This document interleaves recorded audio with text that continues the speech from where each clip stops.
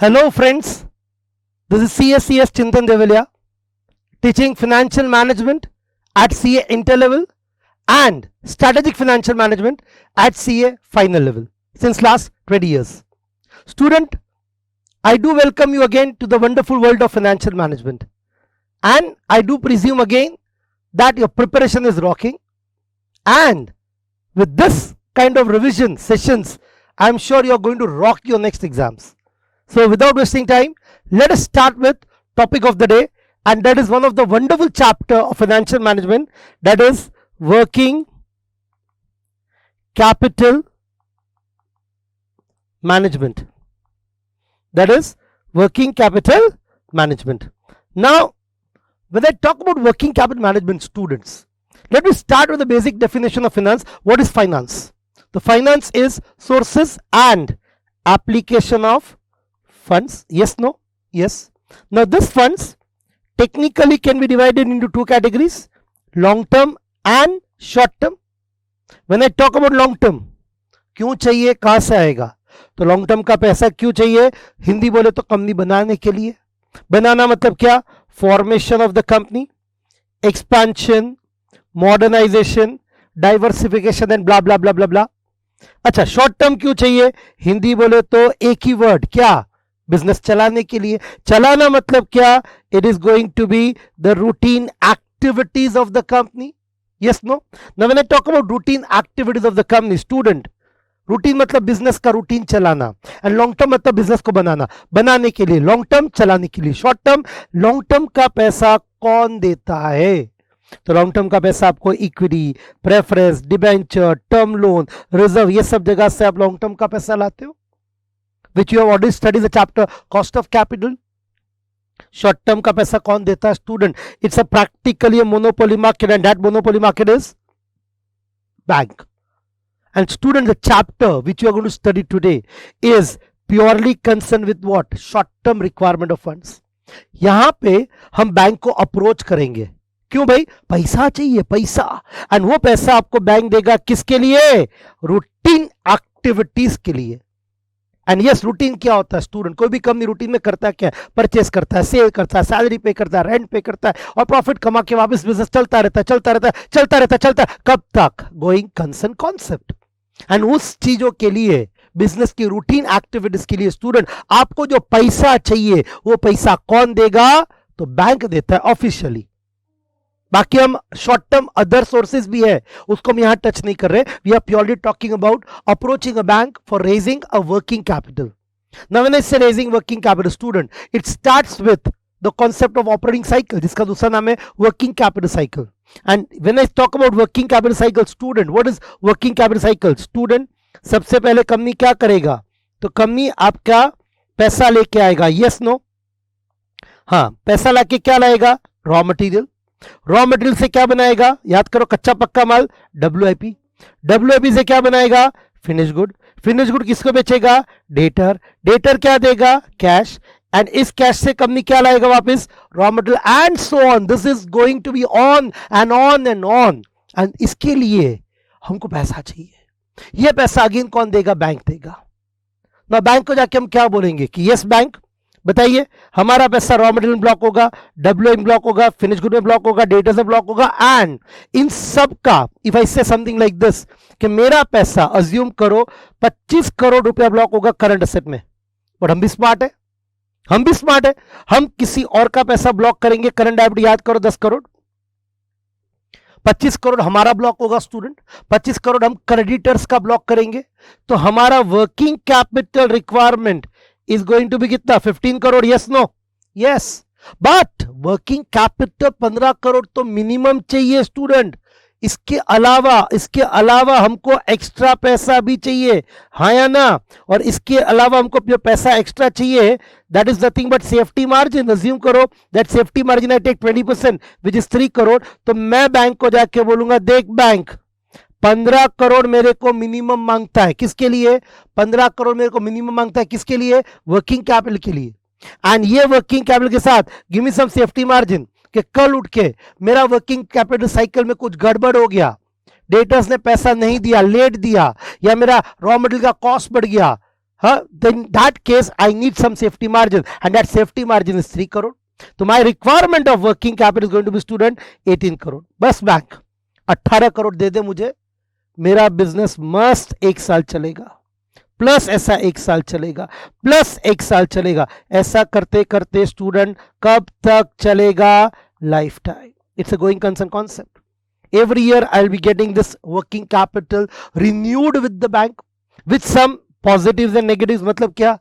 Working capital limit बढ़ा भी सकता हूं, कम भी कर सकता हूं, एंड ये चलता रहेगा स्टूडेंट. कब तक? जब तक ये जान, जब तक कंपनी लाइफ टाइम चलेगा तब तक ये पैसा चाहिए. अनलेस कंपनी को ऐसा लगता है कि हमारे पास पैसा बहुत है, भगवान का दिया पैसा बहुत हो गया, अब हमको बाहर के पैसों से बिजनेस नहीं करना, तब जाके कंपनी बोले कि जा तेरा पैसा नहीं चाहिए बैंक, ले जा तेरा पैसा, ले जा थैली में डाल के. तो इन दैट केस यस, अब बैंक का पैसा रीपे कर सकते हो.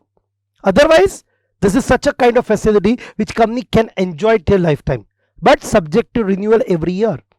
अब डाउट आएगा सर इंटरेस्ट, बॉस इंटरेस्ट तो पे करना पड़ेगा. यू कांट से कि इंटरेस्ट फ्री लोन है. हाँ, बैंक कोई सेवा करने नहीं बैठा बॉस, आपको इंटरेस्ट हर साल देना पड़ेगा. एंड बैंक को एक ही चीज में इंटरेस्ट है, वो है इंटरेस्ट. लॉजिक की बात है. बैंक धंधा क्या करता है? ब्याज का धंधा करता है बॉस, तो आपको पैसा दे रहा है इंटरेस्ट कमाने के लिए. Clear everyone? तो chapter purely focus on what? Raising funds. Which funds? Short term funds. किसके लिए चाहिए? रूटीन के लिए. कौन देगा? बैंक देगा. उसके लिए बैंक को क्या करेंगे? एक स्टेटमेंट सबमिट करेंगे. कौन से फॉर्म में? Current asset minus current liability, working capital plus safety margin, जिसका दूसरा नाम है प्रोविजन फॉर कंटिंजेंसीज. यानी फ्यूचर रिक्वायरमेंट्स के लिए कंटिंजेंसी आ भी सकता है, नहीं भी आ सकता, उसके लिए जो पैसा चाहिए that is working capital requirement. Clear students? Good to go ahead. तो in that case I think you should be very clear about this introduction part. Clear everyone? Done. Operating cycle तक का मैंने सब बता दिया. क्लियर? Now coming back to it, the very important part. Let us target one by one a very good examples. Yes, here student, the first question of the chapter.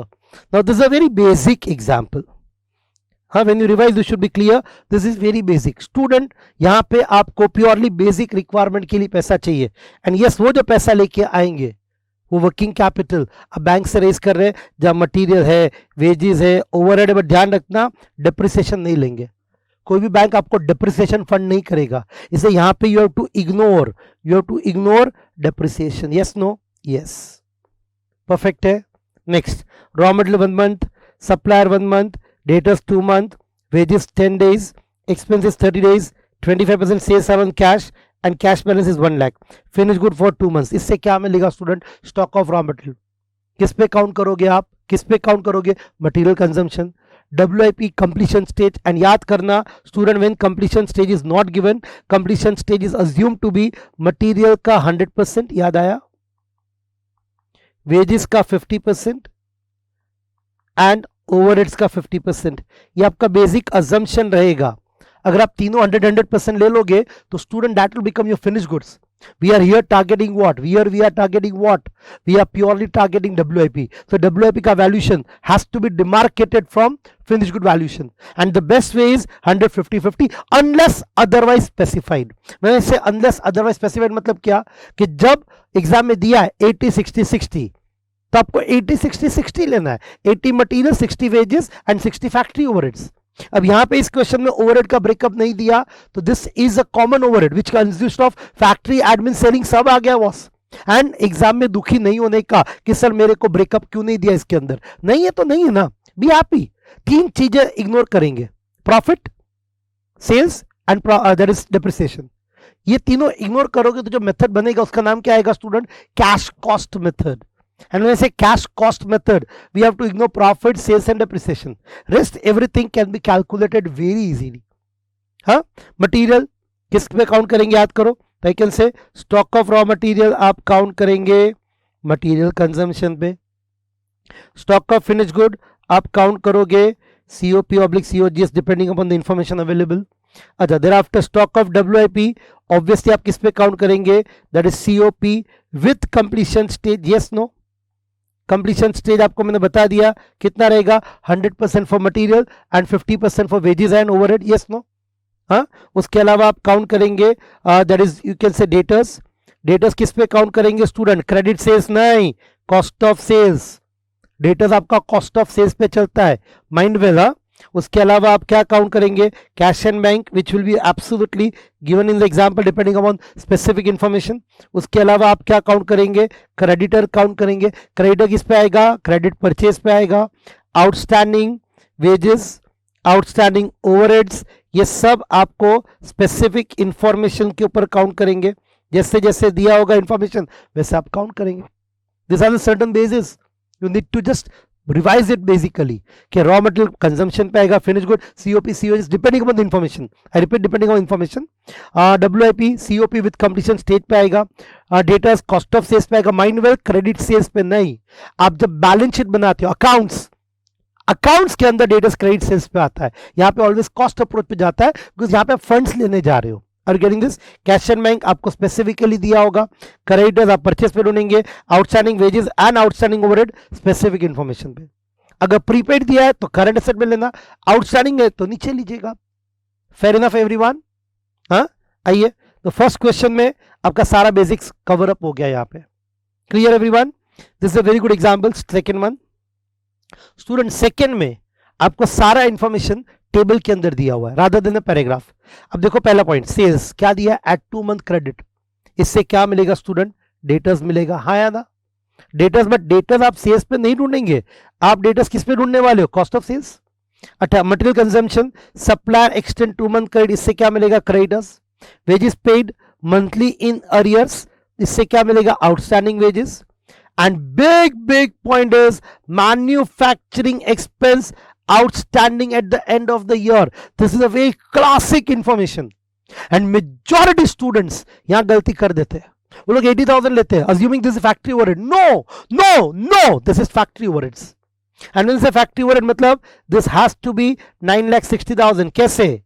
कैसे 80,000 is 1 month, 80,000 is 1 month, तो 12 महीने का कितना? 9,60,000। Classic. हाँ, total admin expense 240 paid as above मतलब ऊपर की तरह। Selling promotion expense paid quarterly in advance, quarterly मतलब 3 मंथ्स इन एडवांस, तो that is what we have to consider it, that is you can say prepaid expenses. हाँ, आगे पढ़िए। Company sales product at a GP of 25% counting डेप्ट is a part of COP. We are not concern with that there COP. Reason हमारा जो COP होगा student, material, wages and factory overhead, ये तीन आपने कैश एक्सपेंस लिया हुआ है। मटेरियल में डेप्रिसिएशन होता नहीं है, वेजेस में होगा नहीं, ओवरहेड्स में होगा, बट यहाँ पे कैश एक्सपेंस है, आउटस्टैंडिंग फॉर्म में है, तो यहाँ पे भी आपका डेप्रिसिएशन नहीं होगा स्टूडेंट्स। Clear everyone? हाँ जी, तो उनका इंफॉर्मेशन का कोई फर्क नहीं पड़ेगा। It keeps 1 month stock of raw material finish good and cash balance is 1 lakh. WIP student यहाँ इग्नोर करना है, लास्ट में 20% सेफ्टी मार्जिन ऐड करना है।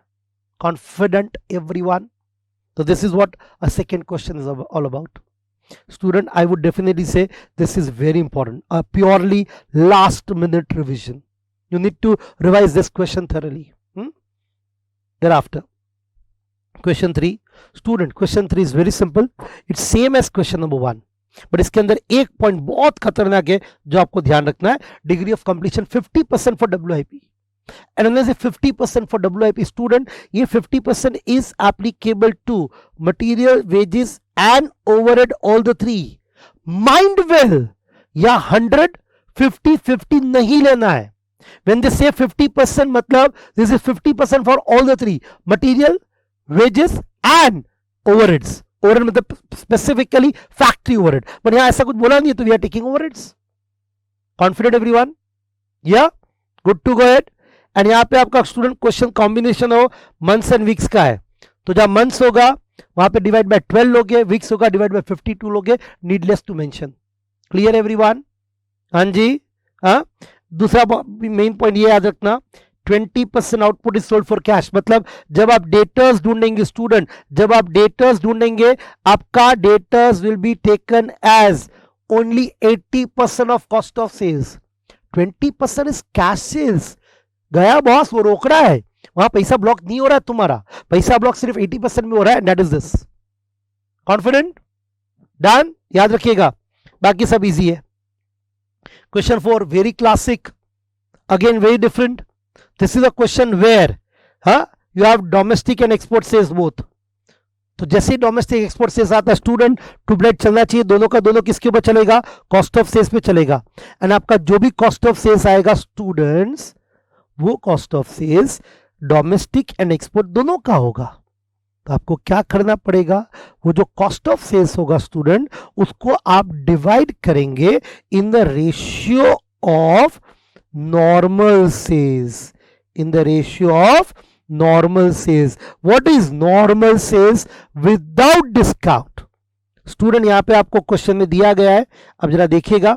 हाँ ये रहा, overseas buyer are given 10% discount. मतलब क्या हुआ स्टूडेंट, यहां का 100 का चीज 100 में गया है, बट यहां 100 का चीज 90 में गया है. तो स्टूडेंट जब 90 में गया है, 36,000 का सेल है, तो आपका normal sales will be 40,000. Do you understand? तो ratio of normal sales will be 1,80,000 and 40,000, which practically you can say 18:4 or even you can say 9:2.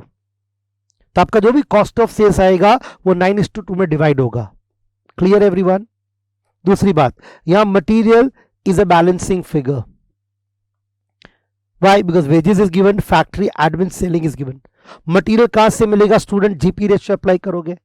आपका जीपी रेशियो 25% ऑन सेल्स है, तो 75% of normal sales will be your COP. Here COP and COGS will be same, because when you talk about old company, opening and closing are assumed to be same, so COP and COGS will be same. Yes, no? Again I repeat, when you talk about old company, COP, COGS are assumed to be same on the assumption opening and closing stock are same. But not in case of newly formed company.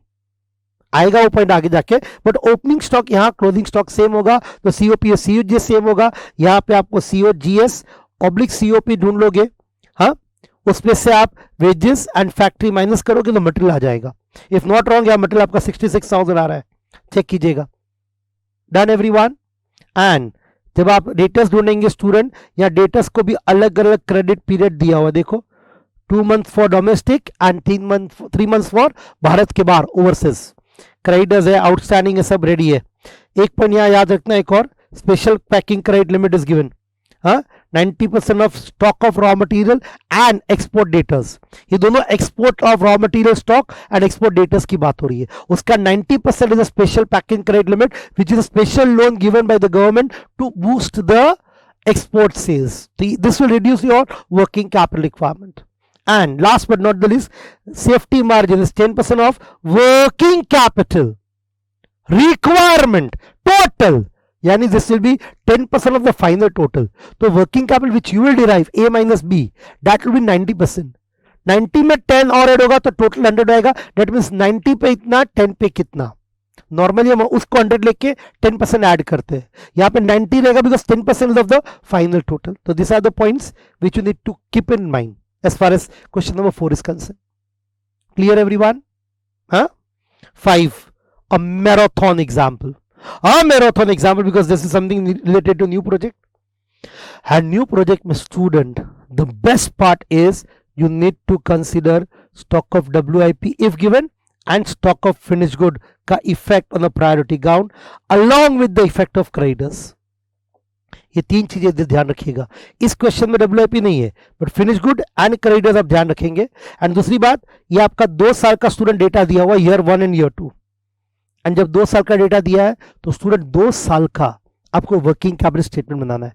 And big point which you need to consider is कि यहाँ production 6,000 है first year, cell 5,000 है, तो closing stock is 1,000. Next year ये 1,000 opening बनेगा, 9 total होगा, total 10 हो जाएगा, माइनस 8,500 करेंगे तो your closing stock of finish goods is obviously 1,000 units for first year and 1,500 unit for second year. ये वाला पॉइंट बहुत इंपॉर्टेंट है जो आप ध्यान रखेंगे. Clear everyone? हाँ, नेक्स्ट पॉइंट इसमें जो ध्यान रखना है कि आपको सबसे पहले बनाना है projected statement of P&L. Student ये आप एक अकाउंटिंग व्यू पॉइंट से बनाओगे, फाइनेंशियल व्यू पॉइंट नहीं, because when you talk P&L student यहाँ पे आपका प्रॉफिट्स भी आएगा, सेल्स भी आएगा एंड डिप्रिसिएशन भी आएगा.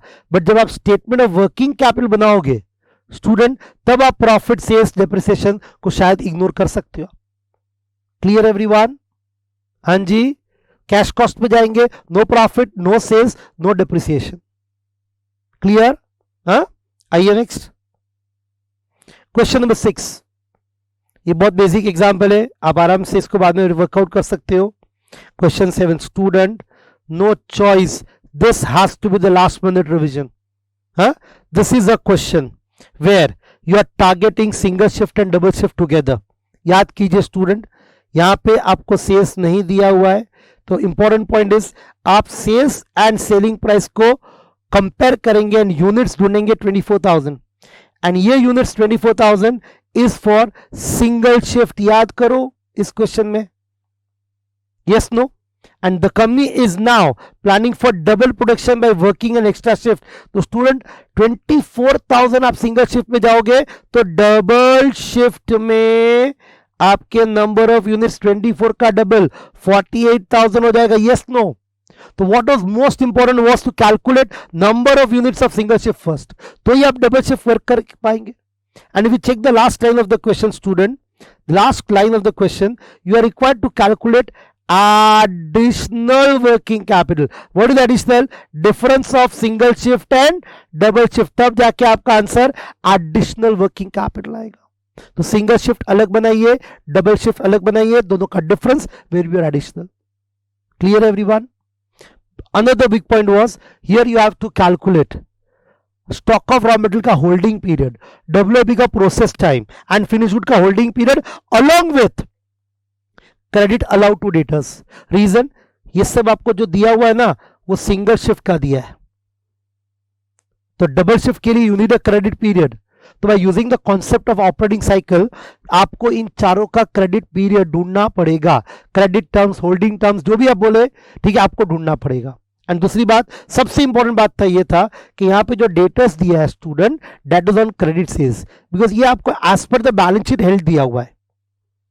तो आपको जो क्रेडिट सेल पे डेटर्स दिया हुआ है उसका क्रेडिट पीरियड ढूंढ के उसको आप अप्लाई करेंगे कॉस्ट ऑफ सेल्स पे।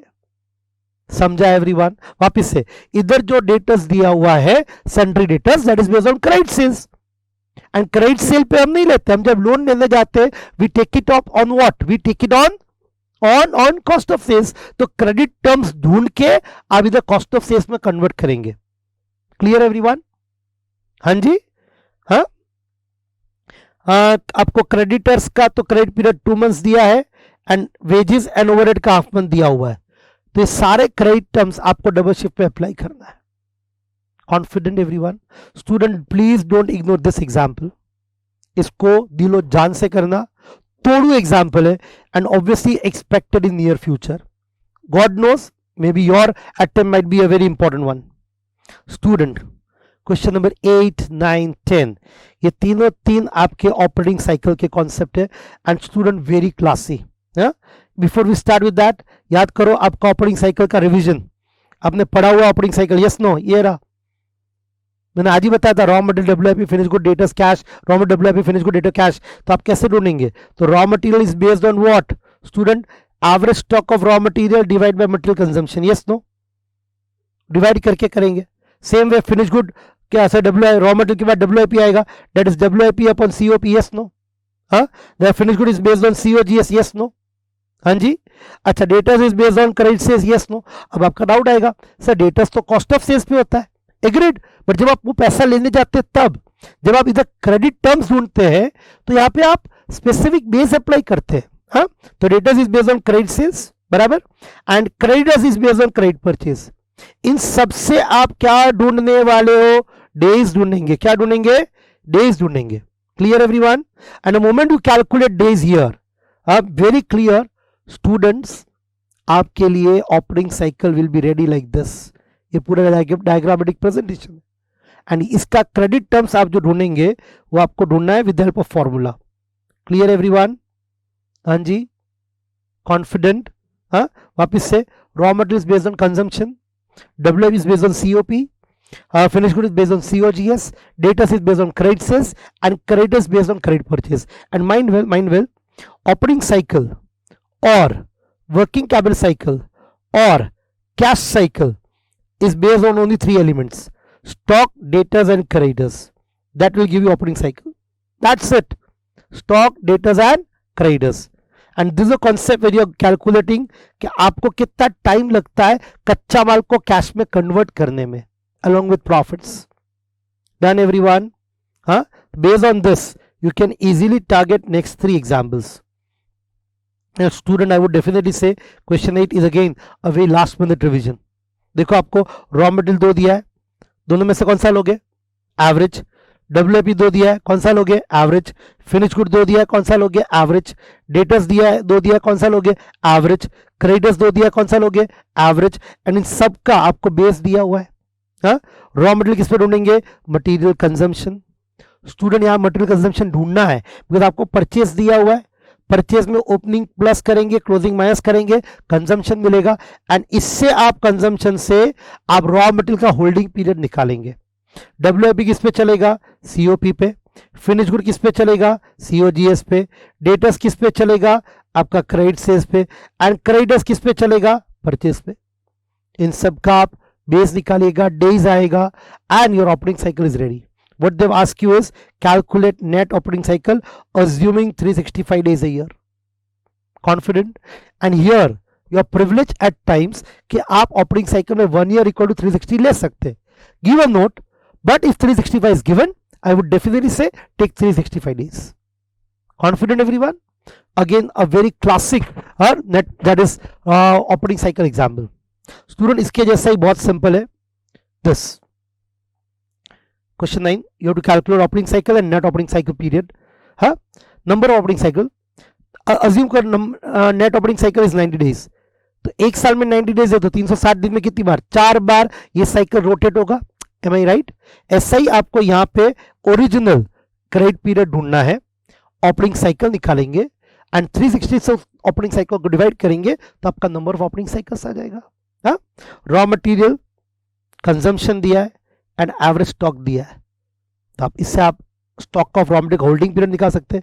डब्ल्यूआईपी इन्वेंट्री जो यहाँ पे एक्चुअली सीओपी होगा एंड एवरेज डब्ल्यूआईपी, इससे आप प्रोसेस टाइम निकाल पाओगे. Same way finish good inventory that is COGS and average finish good held, इससे आप फिनिश गुड का होल्डिंग पीरियड निकालेंगे. डेटर्स क्रेडिटर्स दिया हुआ है. That's it. You are good to score full marks in this example. Raw material holding period आ जाएगा, WIP process time आ जाएगा, फिनिश गुड का आपका होल्डिंग पीरियड आ जाएगा, डेटर्स रेडी है, क्रेडिटर्स माइनस कीजिए, डन. Clear everyone? हाँ. Question 10, very classic student. I would say definitely again last minute revision. No scope, you have to devise it. Everything is given. इससे आप operating cycle निकालेंगे, number of operating cycle निकालेंगे and student amount of working capital requirement कितना तो आपको निकालना पड़ेगा. 21 लाख का टोटल कॉस्ट है, 2,10,000 माइनस करेंगे तो 18,90,000 is a cost for the full year. That will divided by 360 and multiply by आप ऑपरेटिंग साइकिल कीजिए. That will be your working capital requirement. Student, इस चैप्टर में वर्किंग कैपिटल आप दो तरीके से ढूंढ सकते हैं. One is total approach. Total approach मतलब यहाँ पे not that way total approach. Total approach मतलब डिटेल्ड अप्रोच. वैसे डिटेल्ड अप्रोच मतलब आप पूरा स्टेटमेंट बनाएंगे, एक एक कंपोनेंट जस्टिफाई करेंगे, टोटल करके स्टेटमेंट आप बैंक को सबमिट करेंगे. That is total approach.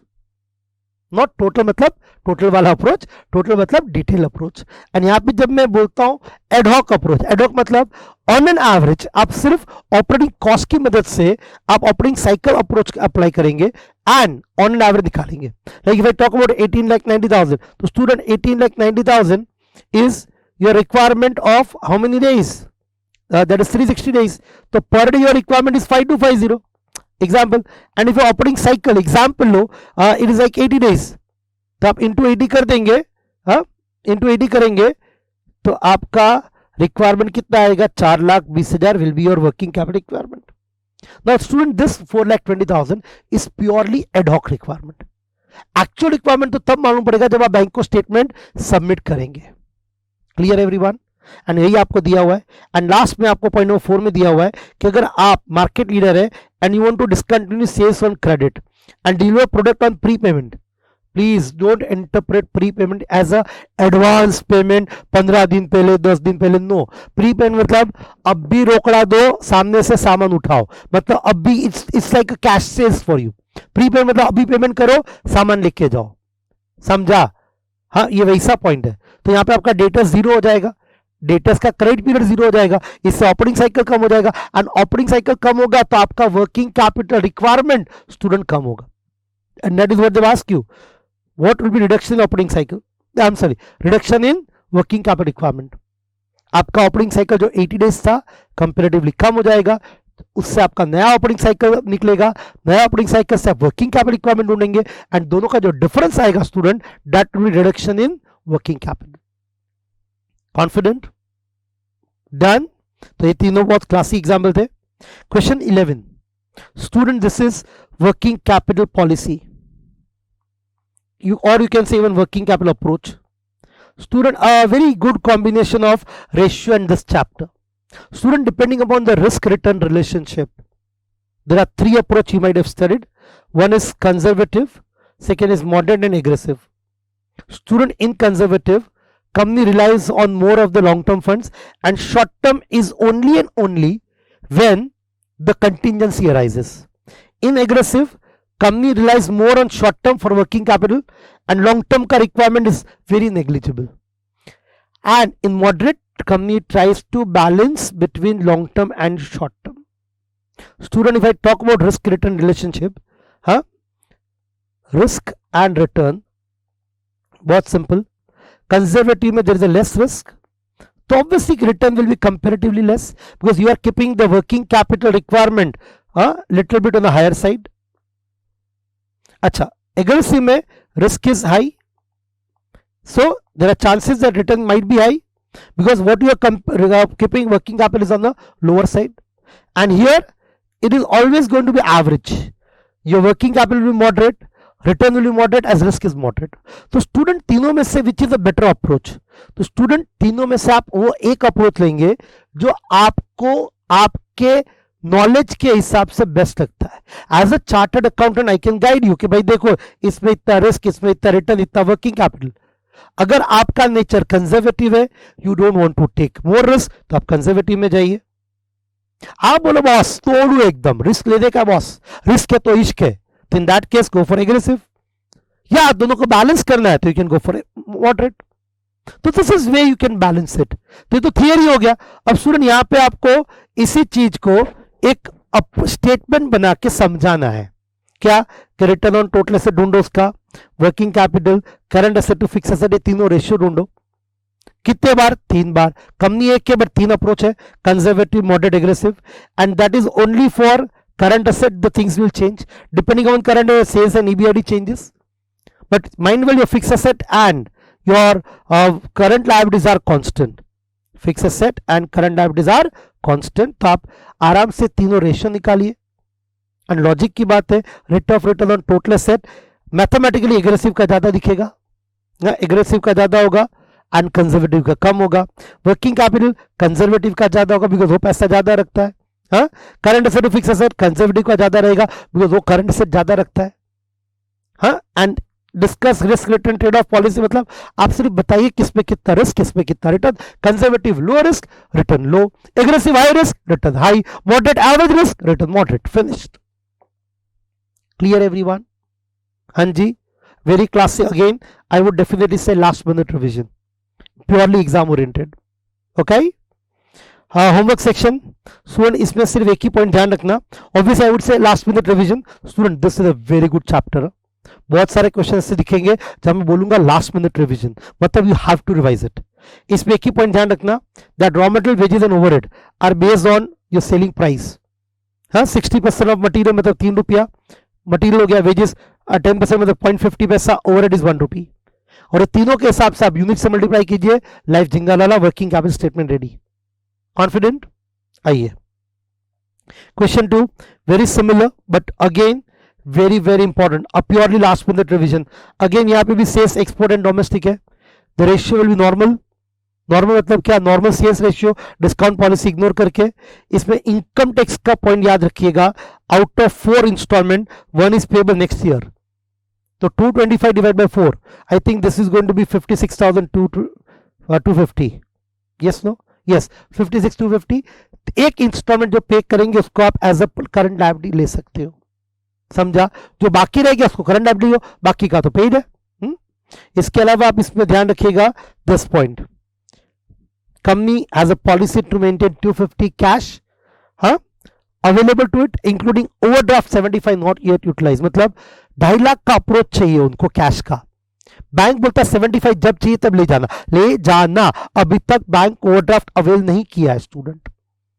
तो अगर बैंक मुझे 75 का कंफर्ट लेवल देता है तो मैं मेरे पास रोकड़ा कितना रखेगा, that is 175 and this will be my cash balance. BOD को आपको अभी तक टच नहीं करना है, वो अपने अवेल नहीं किया है. वो अवेलेबल कर सकते हैं आप जब जरूरत पड़ेगा तब, but as of now cash bank is 175. Confident? आइए 12% ऑफ कंटिजेंसी डन है. क्वेश्चन बहुत सिंपल है. Question 3 student, again a very good example, newly form company, don't ignore this. और इसमें सबसे बड़ा पॉइंट यह है कि यहां पे कंपनी 1,04,000 फिनिश गुड रखता है प्लस 4,000 ऑफ WIP. मतलब आपका जो मटेरियल है, वेजेस है, ओवरहेड है, वो फिनिश गुड का तो पूरा रहेगा ही रहेगा. एंड WIP में आप लेंगे but based on completion stage लेंगे. कंप्लीशन स्टेज मतलब क्या, 100 50 दिया हुआ देखो. 50% for completion stage in respect of conversion cost मतलब wages overhead, and material at the processing मतलब 100%. तो यहां पे आप जो मटेरियल लेंगे 100% लेंगे, वेजेस 50%, ओवरहेड 50%. समझा एवरीवन? तो आपका जो भी प्रोडक्शन कॉस्ट होगा, मटेरियल वेजेस ओवरहेड, वो 1,04,000 किसका रहेगा, फिनिश गुड, एंड 4,000 WIP का रहेगा विथ 100 50 ऐड करोगे तो टोटल मटेरियल आएगा, टोटल वेजेस आएगा, टोटल ओवरहेड आएगा, एंड इनका टोटल बहुत इंपॉर्टेंट है student. Clear? Rest the question is very normal. और ये 1.5 है, दिखता है 11/2 है but make it 1.5. Clear everyone? And इसमें गलती मत करना student. Lag in the memory of wages is 1.5 week. And यहां पे एक लाइन दिया है जो बहुत लोग फंस जाते हैं, production scaled out evenly throughout year and wages and overhead accrue similarly. What do you mean by accrue? बहुत स्टूडेंट क्या करते हैं, आउटस्टैंडिंग वेजेस दिया है, सेम आउटस्टैंडिंग ओवरहेड लेंगे एंड एग्जाम में ब्लंडर क्रिएट करेंगे. स्टूडेंट अक्रूअल का मतलब ड्यू होता है. I would love to highlight this. Wages and overhead accrue together, but wages accrue के आउटस्टैंडिंग है एंड ओवरहेड अक्रूअल के पे हो जाता है. तो student accrual can not give you outstanding, payment will give you outstanding. अगर ऐसा दिया होता wages and overhead are paid similarly, तो आप वेजेस जैसे 1.5 वीक आउटस्टैंडिंग है, ओवरहेड भी 1.5 वीक आउटस्टैंडिंग आप ले सकते हो. अगर पेड सिमिलरली होता, ये अक्रूड सिमिलरली है, अक्रूअल्स इज ओनली ड्यू होना, is not outstanding. Confident everyone? This is very simple. Question 1 student, ये वाला क्वेश्चन श्योर शॉट आप लास्ट में रिवीजन करेंगे. ऑपरेटिंग साइकिल मेथड एग्जांपल है, very classic. Working capital requirement ढूंढना है स्टूडेंट, इसका मतलब यहां पर आप ऑपरेटिंग साइकिल ढूंढेंगे एंड उसके बाद वर्किंग कैपिटल रिक्वायरमेंट ढूंढेंगे by applying cost of sales. ये मत छोड़ना. This is a very detailed example, very important example. Again raw material का ओपनिंग क्लोजिंग है, WIP का ओपनिंग है, फिनिश गुड का ओपनिंग क्लोजिंग है, सबका है. डेटर्स का, क्रेडिटर्स का एवरेज लगेगा, COP ढूंढना है, COGS ढूंढना है, कॉस्ट ऑफ सेल्स ढूंढना है, सब कुछ इसके अंदर आ गया boss. A multitasker example. You have to do this example at the end, कोई चॉइस नहीं है. आइए क्वेश्चन 3 वेरी सिंपल. इसमें खाली कंप्लीशन स्टेज का अच्छा पॉइंट है. Rest the question very simple. Question 4 again very simple example. ये आप करें नहीं कि लास्ट में कोई प्रॉब्लम नहीं है. And question 5 is working capital approach. 3 approach दिया गया है स्टूडेंट, वो आपको वर्कआउट कर दे सिर्फ. Done everyone? Question 6 student, this is the best example again, a new project and पूरा टेबल आपको 60,000 का दिया हुआ है. तो all fix cost will be multiplied with 60,000. याद कीजिएगा ये. हाँ, न्यूली कंपनी में ये पॉइंट बहुत इंपॉर्टेंट है. प्रॉफिट लेना नहीं, CS लेना नहीं है. एंड बाकी का जो मटेरियल है, वेजेस है, ये सब आप प्रोडक्शन से मल्टीप्लाई करेंगे एंड सेलिंग डिस्ट्रीब्यूशन वाला वेरिएबल है उसको सेलिंग यूनिट से मल्टीप्लाई करेंगे. और इस क्वेश्चन में 40,000 प्रोडक्शन है, 35,000 सेल है, तो 5,000 the closing stock of finish good. तो इसको लेके आप पूरा एग्जाम्पल कीजिएगा. And very important example. last minute short revision with the point 10% of working capital requirement including that provision, मतलब वो वाला 90 10 100 वाला, वर्किंग कैपिटल को 90 लेंगे, safety margin 10 and total will be 100%, उसका 10% आपने वर्किंग कैपिटल रखना है. Done everyone. Student again a very class example. Question 7 again basic is same as question number 2 of our chapter classwork ka. Done everyone. So what I have done is, students, I have guided you almost all the intricacies of the chapter. ये सारे question जब आप revise करें तो मैं जो जो point बोला हूं वो सारे पॉइंट आपको ध्यान रखना है. बहुत इंपॉर्टेंट क्वेश्चन है स्टूडेंट, एंड इसके अंदर इतना चांसेस एग्जाम में आने का कि वैरायटीज आर देयर, तो हमने मेजॉरिटी वेराइटीज इसमें कवर कर दिया है. सो डोंट पैनिक, इतना आप रिवाइज करेंगे, I am sure nothing is left out of this chapter. Done.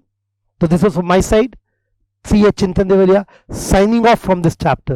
Thank you very much, and I hope you enjoyed this, a journey of working capital, a very crisp journey of working capital management, and I believe that this revision will be very helpful to you, and just make the best of it and rock your inter exams. Thank you very much. Best wishes. Thank you.